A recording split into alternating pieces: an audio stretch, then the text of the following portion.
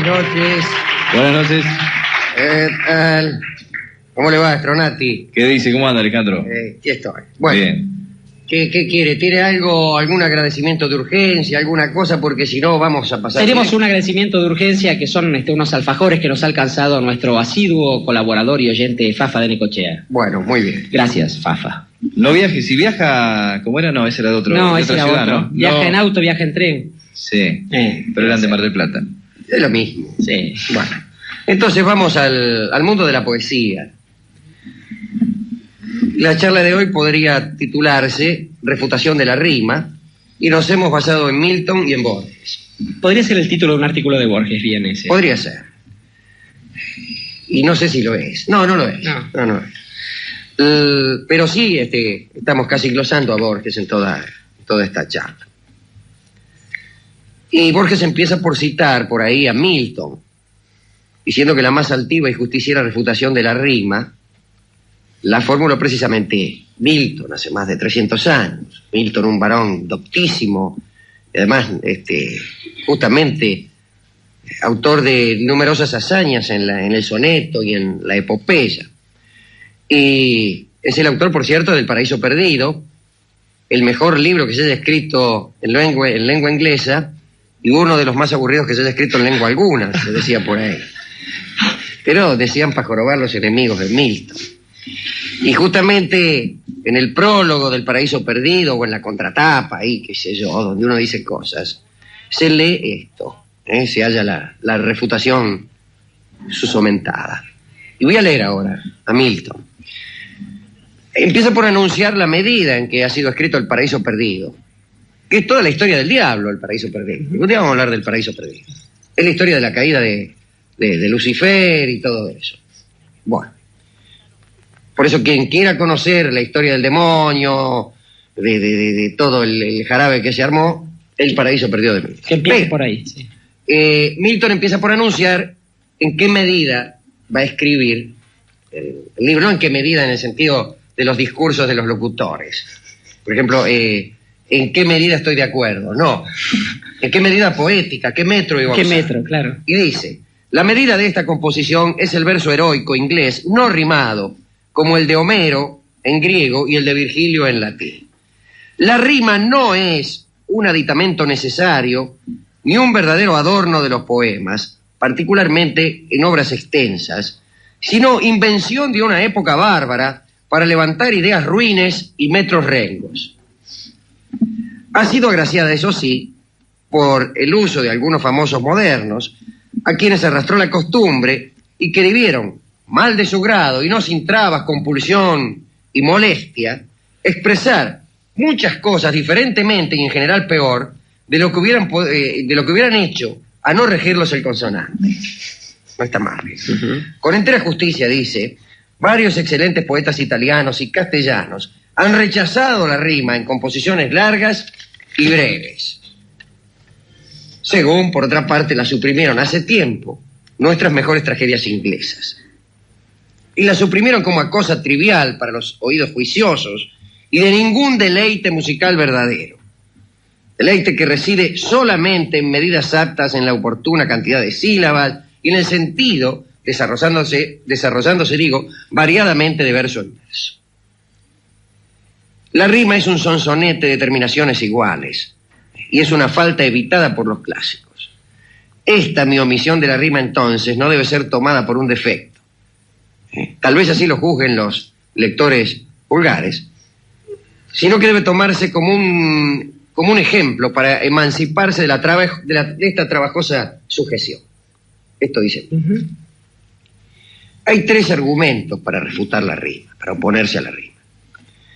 El primero de ellos es que podríamos llamar histórico, y es el más conocido, el más utilizado por los clásicos, justamente.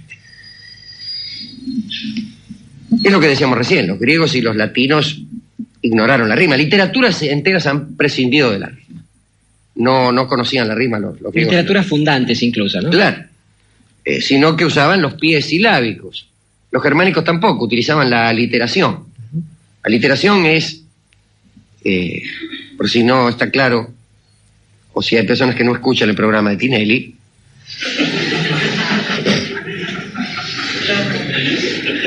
es la repetición en una misma línea de una misma consonante.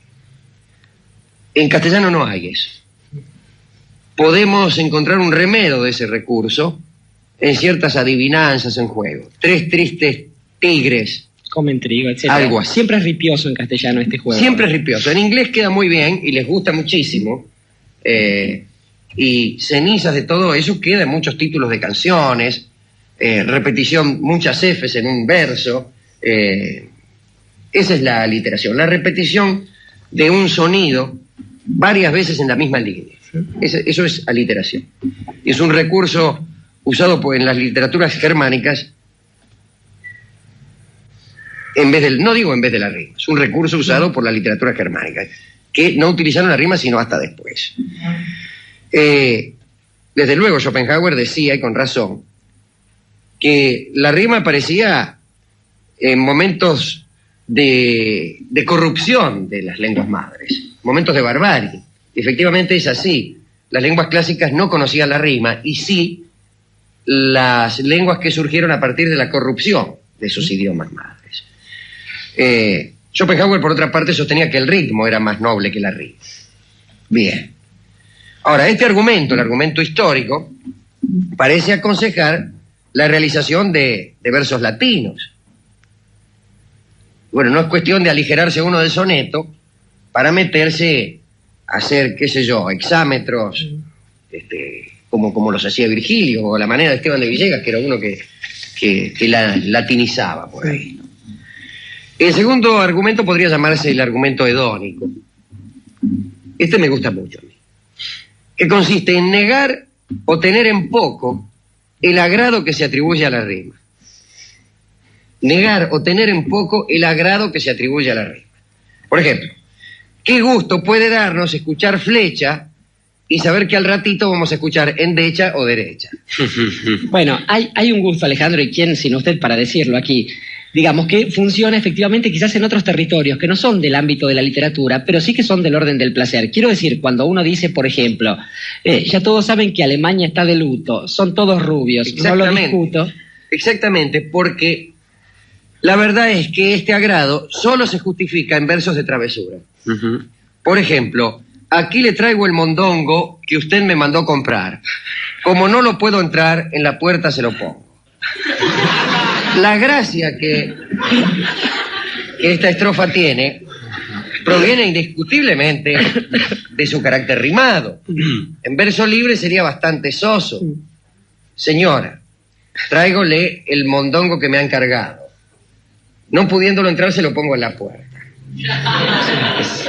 Pierde mucho. Ninguna gracia.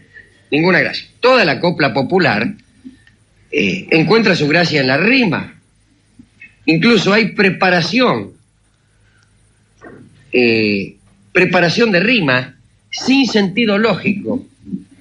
A la lata, al latero, iba a decir una barbaridad, pero digamos, a la hija del chocolatero. En realidad la lata, latero no quiere decir nada, y si bien se mira a la hija del chocolatero no quiere decir tampoco mucho que digamos. Pero lo que hay entonces es que hay destreza, hay maña y hay habilidad. Y que es una habilidad del ingenio, pero no del sentir.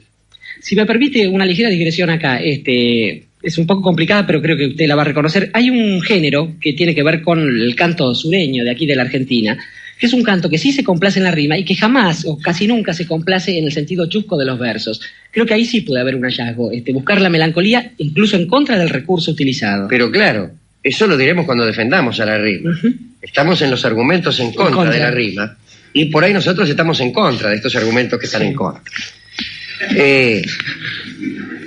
Aquí el que arguye en contra de la rima dice que el consonante es la delectación más burda de los oídos. Y pone un ejemplo de Garcilaso, 3 versos seguidos, que dicen: corrientes, aguas puras cristalinas, árboles que os estáis mirando en ellas, verde prado de fresca sombra lleno. Aquí no hay rimas. Y parecen versos de Whitman. Además parecen buenos versos, ¿no que parece? Sí. Y sin embargo, Garcilaso, llevado por la costumbre de la época, se creyó en el caso de empeorarlos, agregándole: aves que aquí sembráis vuestras querellas, hiedra que por los árboles caminas, torciendo el paso por su verde seno. Es decir, haciendo las rimas con cristalinas, con ellas y con lleno. Este sería el argumento hedónico. A mí me gusta bastante. Tener en menos el agrado que se atribuye al arte. Y está el argumento intelectual, que acusa a los rimadores de no seguir la correlación y la natural simpatía de las palabras, sino la contingencia del consonante. Y esto sería como suicidarse intelectualmente, ser parásitos del retruécano, y no pensar, sino dedicarse a rimar de un modo mecánico. Que dice alguien: ¿no es ridícula la obligación de imaginarse el color del cielo y enseguida una torrante y después un árbol que nadie ha visto jamás y acto continuo una especie de tejido de punto? Está muy bien, tradúzcalo. Imaginarse el color del cielo, azul, enseguida una torrante, gandul, después un árbol que nadie ha visto, abedul, y acto continuo una especie de tejido de punto, tul. Bueno, Está muy bien. es verdad, en verdad es ridículo. A veces se menosprecian las terminaciones en ado, pero justamente quizá esas son más ricas, porque entre 500 terminaciones posibles una puede elegir. Pero cuando son 4 o 5, no. Todos los versos que empiezan con azul, en algún momento tendrán un gandul, un abedul o un tul. Como tango con fango. Como tango con fango. Casi todos los que dicen tango Rango. riman con fango. No rima nunca con otra cosa. ¿Con qué va a rimar si no hay otra cosa que rime con tango? ¿Dónde hay Si un no mango? fango y rango y mango. Y mango. O guarango. Sí. Fandango. Está encontrando Guango. algunas. Bien. Está encontrando algunas usted. Algunas, pero son siempre las mismas. Sí, Ninguna sí, sí. nueva, desde luego. Obvio. Puedo poner ejemplos de cada una de ellas en algún tango. Así que bueno. En cambio, las terminaciones en ado no son tan previsibles. Participio de primera hay para Sí. buscar, ¿no? Amargado. Bueno, puede ser cualquier cosa. Se me dirá que tampoco eso alcanza a llenar. Bueno, qué sé yo. Habrá que ver cómo. Habrá que ver después. Pero el argumento es que entre 4 o 5 no hay elección, y entre 500 por ahí sí. Ahora, esta conciencia de lo extravagante del rimar no es privativa de este siglo, como se ha dicho. Ya hemos citado a Milton. Cabe citar a Quevedo, que dice: forzóme el consonante a llamar necia a la de más talento y mayor brío. Dice en un poema en donde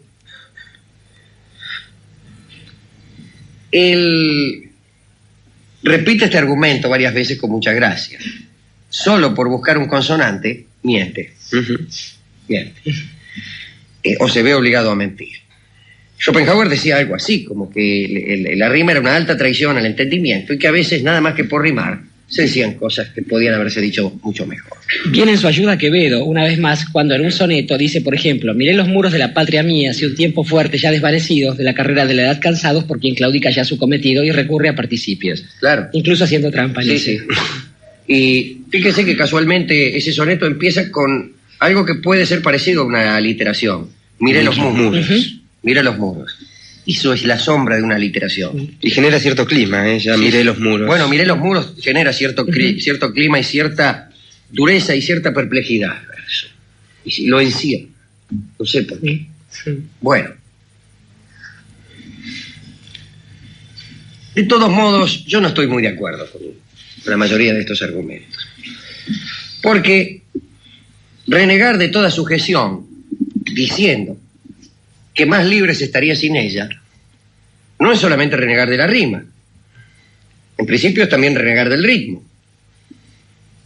Si es cierto que podríamos expresar mejor un pensamiento sin tener que rimar en ul, no es menos cierto que también podríamos expresar más libremente ese pensamiento sin que tuviera que tener 11 sílabas.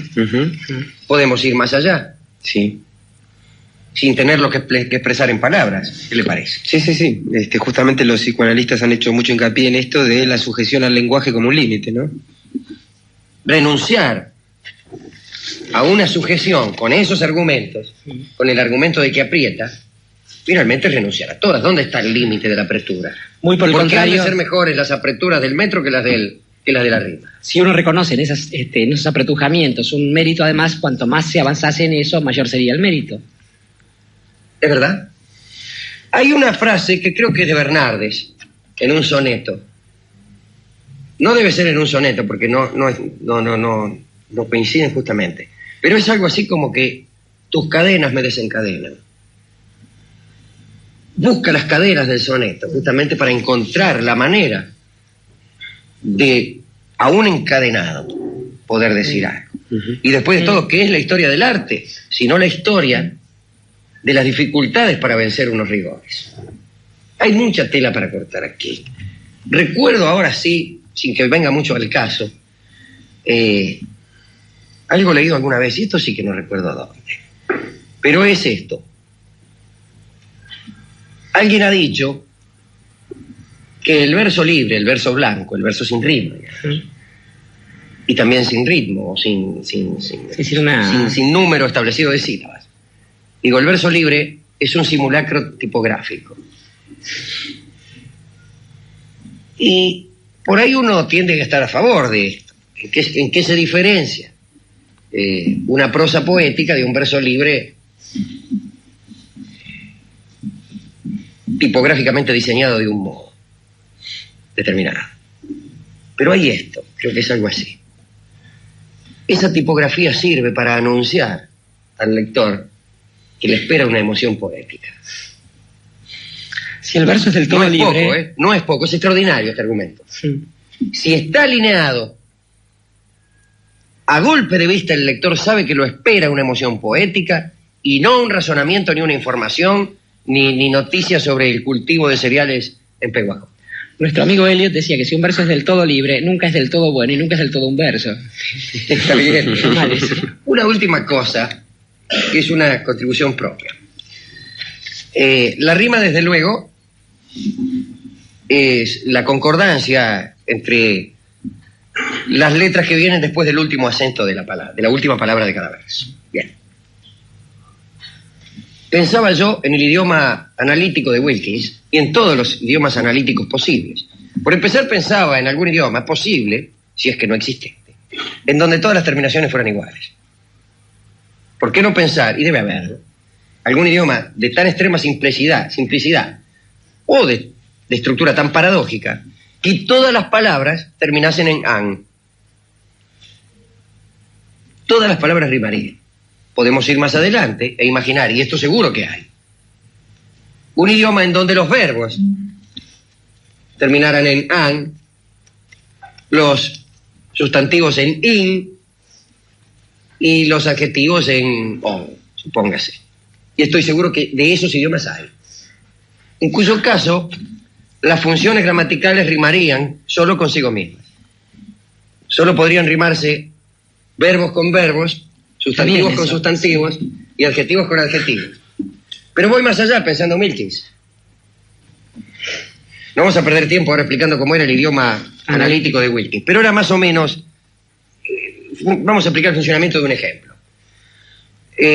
Digamos, A quería decir un elemento, de los elementos de la naturaleza. A. Ab, digo, no sé si era eso. Ab, el primero de los elementos.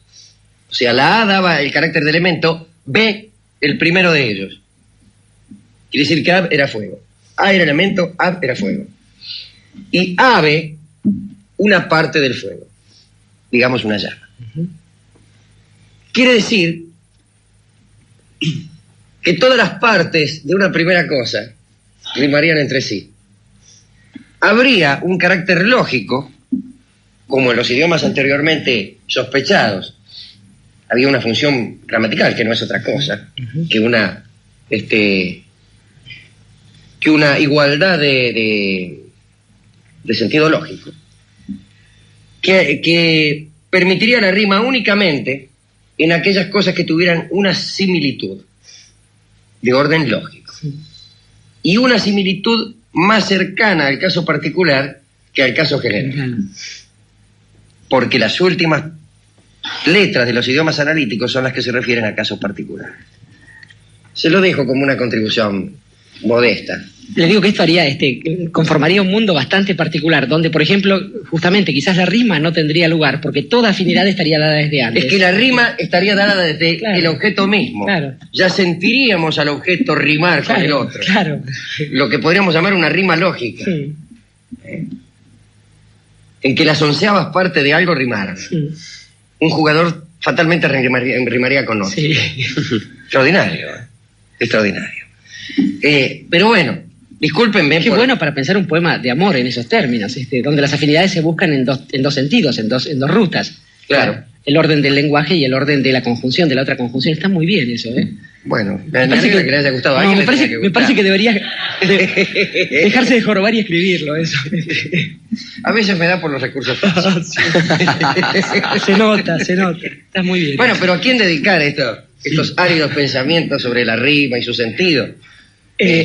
Yo creo, Alejandro, que hay una cosa que nos viene sucediendo cotidianamente y esto tiene que ver con lo que diríamos cierta axiología cotidiana, cierta escala de valores cotidiana, en la que se supone que uno hace ciertas cosas. Hay chistes que dicen, por ejemplo, que lo que diferencia a un hombre de una mujer es que un hombre, mientras se está quemando su casa, piensa en el mundo, y una mujer, mientras está quemando el mundo, piensa en su casa. Bueno, este es un chiste fácil. Pero digo, en todo caso hay una axiología que suele ser diferente respecto a la importancia que tienen las cosas en el mundo. Y mientras algunos suponen que lo más importante que les está sucediendo y aquello a lo que tienen que dedicarse es la cotización del dólar en la querida patria, por ejemplo, hay otras personas que resignan una parte importante de su vida, que es la vida cotidiana, y que suponen, con mal tino seguramente para el efecto de su vida cotidiana, que hay otros menesteres a los cuales dedicarse. Esto es, que dan su vida por esas cosas que quizás no se cotizan bien en el mercado. Por ejemplo, la noticia de todas las tapas de los diarios de hoy debe haber sido alguna noticia vinculada con el Mundial. Encontré una noticia muy chiquitita que decía que se había hallado una novela inédita de su amigo Miguel de Unamuno.